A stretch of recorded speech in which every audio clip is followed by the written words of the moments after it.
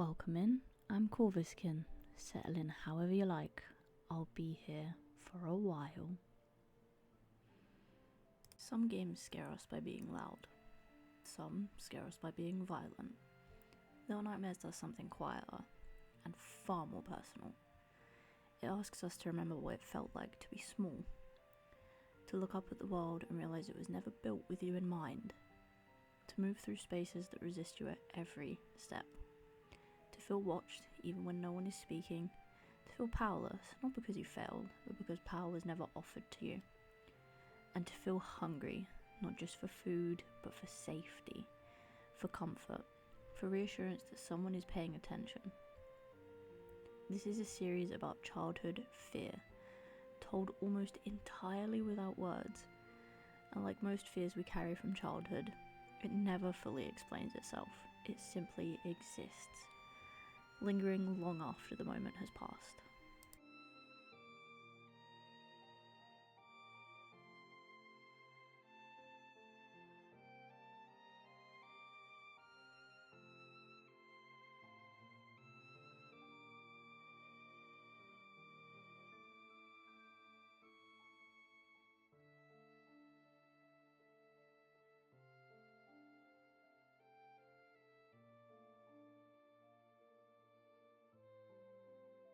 The Little Nightmares games almost never tell you what's happening outright.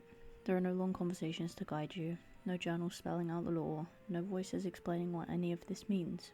Instead, the story is communicated through feeling and scale, and environment, and through sound design, distant footsteps, creaking metal, breathing where there shouldn't be any, and through how the world reacts to the player's presence.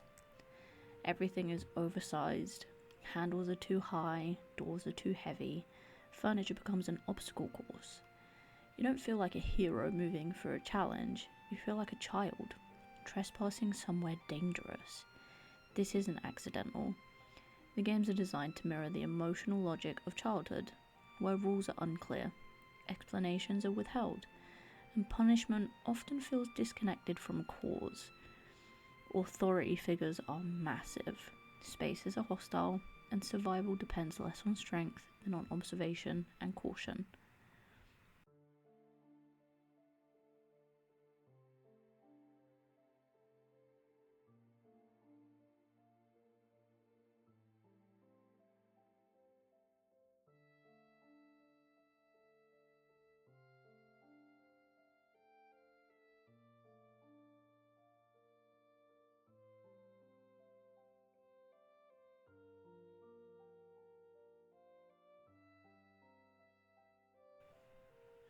The first game takes place inside the moor.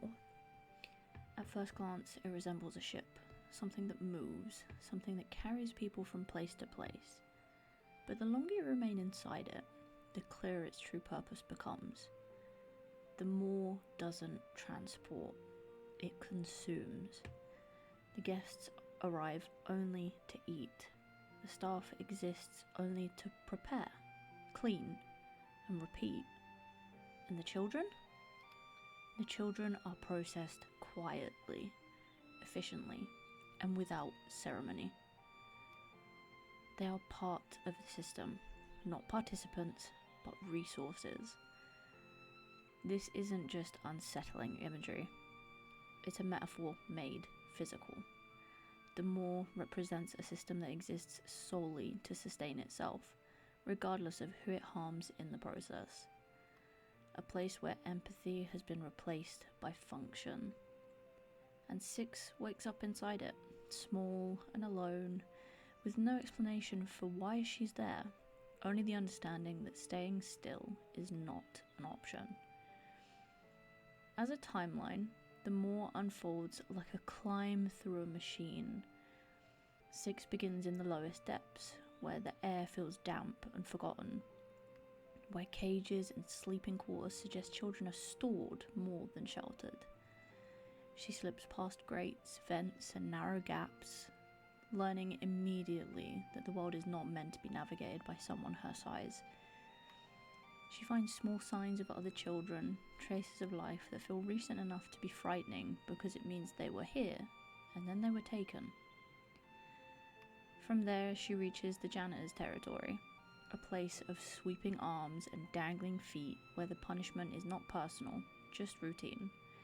She watches him collect children like misplaced objects. She avoids him by staying low, staying quiet, staying unseen, because being seen is the same as being claimed. Then the more shifts into industry. The kitchens hum with repetition. The chefs chop, grind, season, and prepare with the same mindless devotion, as though the act of feeding the system has replaced thought entirely. Six moves through their workspace like a mouse in a restaurant, dodging hands that grab without looking, escaping ovens, hooks, and plates stacked like monuments. And higher still, the sound changes. The clatter of work becomes the murmur of appetite. Six reaches the dining halls, where the guests arrive in waves, drawn by smell, by habit, by need. She sees what the more truly serves, not just food, but indulgence that never ends, consumption without satisfaction. She learns what happens when a child is caught in a room built for hunger.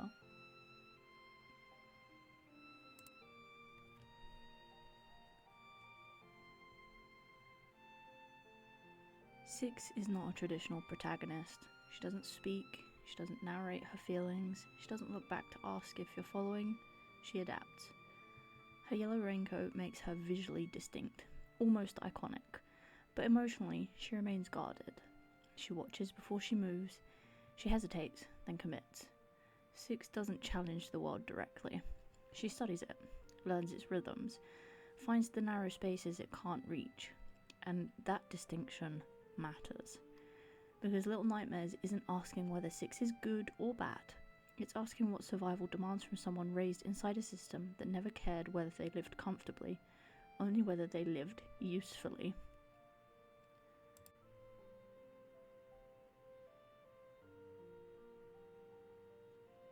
Hunger is one of the most important ideas in Little Nightmares. At first, it's simple and understandable. Six is a child, she needs food. But the hunger doesn't resolve. It returns, again and again, each time sharper, more urgent, more disturbing in what it asks of her. The game never explains where it comes from, and that silence is deliberate. Hunger here isn't just physical. It represents unmet need. The need for care, for warmth, for something steady in a world that only offers scraps. And when those needs aren't met, they don't vanish, they evolve, they harden, they begin to consume in return.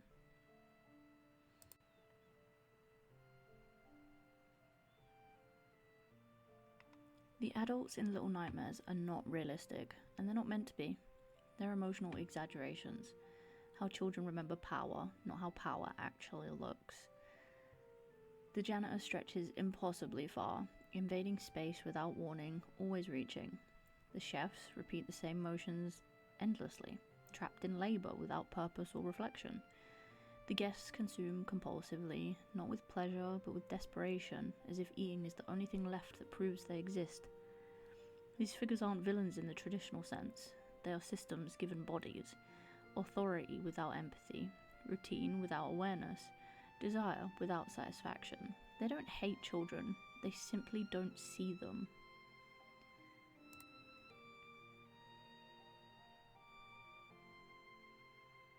At the top of the moor sits the lady. She is quiet, measured, controlled in a way none of the others are. Unlike the rest, she hides her face. She avoids mirrors, she fears reflection. The lady represents control maintained through denial, the refusal to look directly at what sustains her power.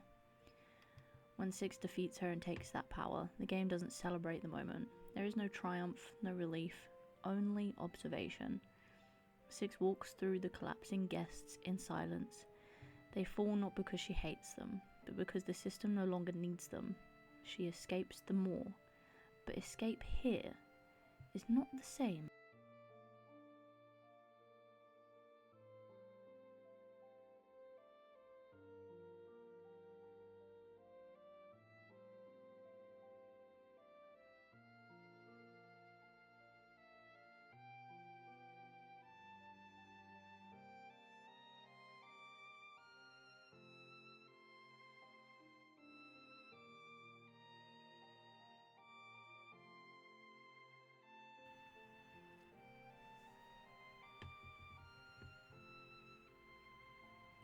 The second game pulls the camera back. This time, we play as Mono, a boy with a paper bag over his head, hiding his face from a world that refuses to meet his gaze. Outside the moor, things are no better. The world is fragmented, buildings are broken, traps are everywhere. Adults are still present, but now they are hollowed out, frozen in repetitive motions, barely aware of the space around them. At the center of it all stands the signal tower, a structure that warps reality itself and feeds on attention. Screens dominate this world. Adults stare into them, transfixed, losing themselves piece by piece. It's a quieter metaphor than the moor, but a sharper one.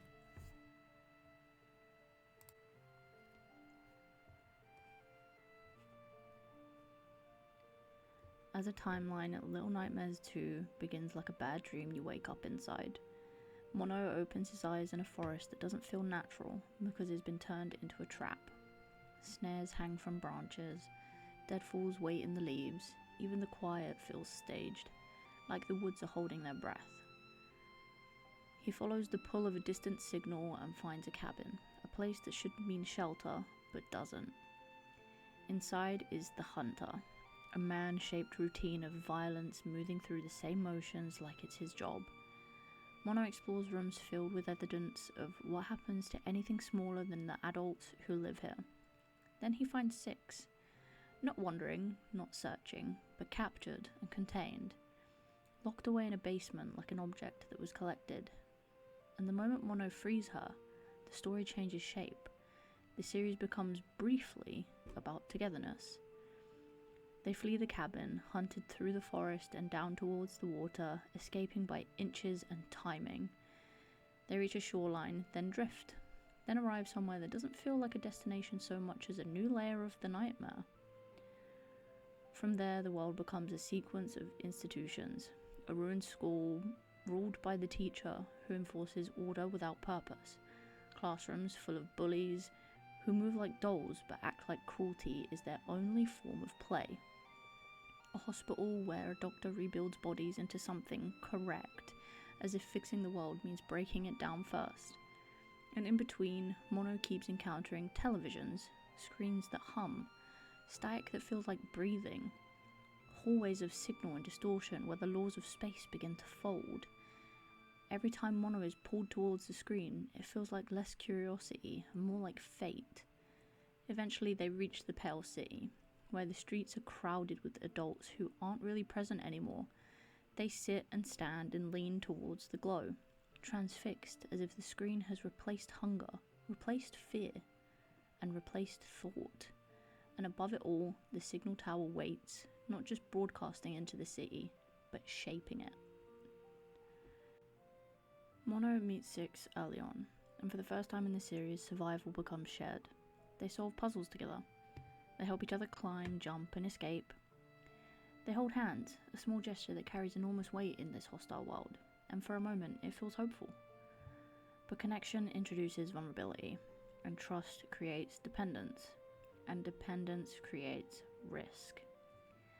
Little Nightmares is deeply interested in what happens when a child learns too early that closeness can also be dangerous. As the timeline continues, their cooperation becomes a language. They pull each other up ledges and through windows because the world keeps asking them to separate, and they keep refusing. But the closer they become, the more the nightmare tests that bond. They are chased, split up, reunited, and chased again, like the world is trying to prove that reliance is a mistake. Mono's relationship with the signal deepens too. At first, the televisions are just doors. Then they become temptations. Then they become something inside him, something he can't avoid because it's responding back. And as Mono changes, 6 watches, not with judgment, with that same guarded quiet that she always carries, as if she understands that in this world, power is never free.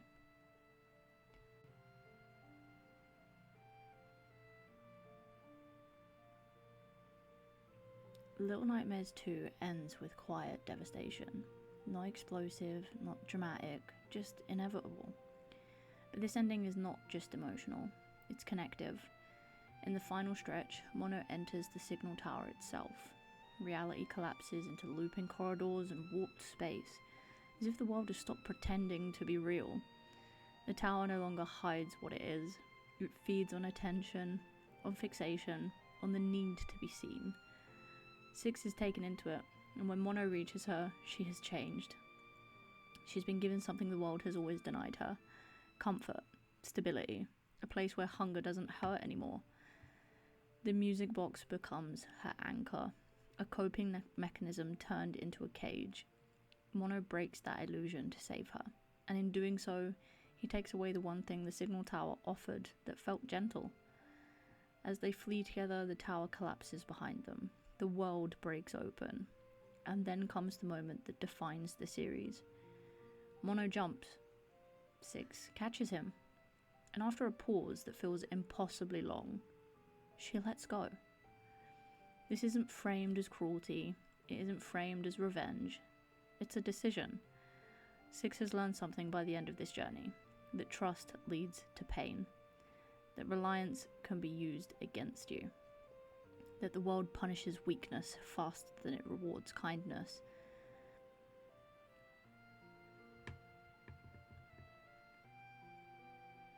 We see what Mono becomes. The Thin Man is not a monster created by corruption, but a child left alone inside a system that feeds on isolation. He grows into the role waiting for him. He inherits the space he was abandoned in, and Six walks away. In the final moments, Six stands alone as a television flickers nearby. She's drawn to it, not with curiosity, but with recognition. The screen shows an image of the Maw. This is not coincidence. This is the bridge. Little Nightmares 2 does not end with escape, it ends with direction. The world has taught Six that attachment is dangerous and comfort is conditional. The Maw offers food, shelter, structure, and so Six moved towards it. Not knowing what it truly is, only knowing that standing still has never kept her alive. Little Nightmares 2 doesn't just end a story, it explains how Six became the child who wakes up hungry and at the bottom of the Maw.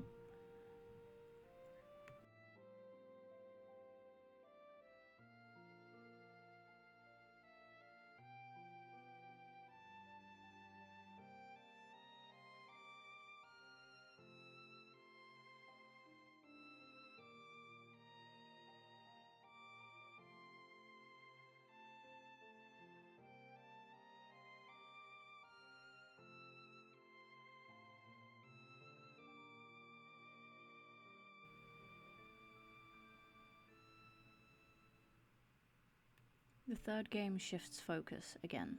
2 children, 1 nightmare. This time, fear is no longer faced in isolation or betrayal. It is faced in constant negotiation. Little Nightmares 3 follows Low and Alone, 2 children already travelling through the nowhere when the game begins. They are not discovering the nightmare for the first time, they are enduring it. From the opening moments, this world feels more open, but no less hostile. Deserts stretch endlessly. Factories loom like skeletons of abandoned purpose. Carnival spaces twist joy into threat.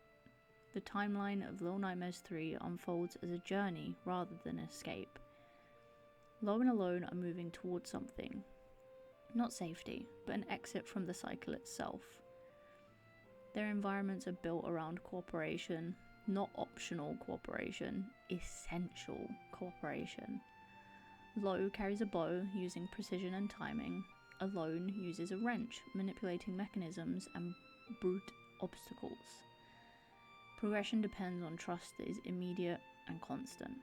There's no moment where the world allows one child to survive alone for long. As they move deeper into the nowhere, the adults they encounter feel less like authority figures and more like manifestations of broken systems. Performers trapped in endless routines, workers fused to their tasks, crowds that move as a single organism rather than individuals. Unlike the previous games, the danger here often comes from spectacle. Places built to entertain, to distract, and to overwhelm. The timeline escalates through regions that feel designed to keep children occupied rather than alive. Bright colours masking lethal design, games that punish hesitation, and attractions that reward obedience. And throughout it all, the bond between low and alone is tested, not by betrayal, but by imbalance. There are moments where one leads the other, moments where fear hits one child harder, and moments where survival demands sacrifice, not of life, but of agency. Little Nightmares 3 is deeply interested in what happens when two people share trauma unevenly, when one adapts faster and one hardens sooner. The ending does not offer clean closure. It suggests that escaping the nowhere is possible, but not without change and not without cost. Unlike 6 and Mono, Low and Alone do not repeat the same cycle, but they don't break it cleanly either. The game leaves us with the understanding that shared survival doesn't guarantee shared outcomes. That fear can bind people together, or quietly reshape them in different ways. Little Nightmares 3 doesn't replace isolation with hope. It replaces it with responsibility, and it asks the most difficult question yet. If growing up means changing to survive, how do you make sure you don't leave the people beside you behind?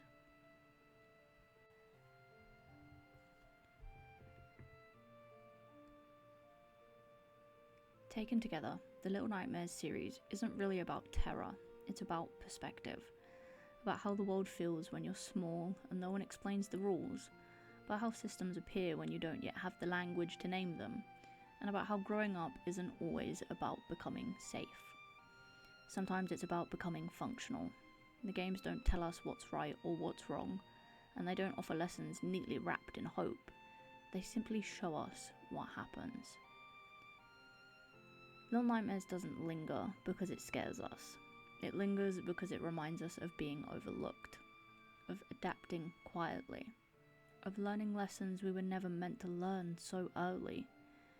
And maybe that's why, even in its darkest moments, the series feels strangely familiar. Because we've all been small in a world that didn't notice, and we learned how to move through it.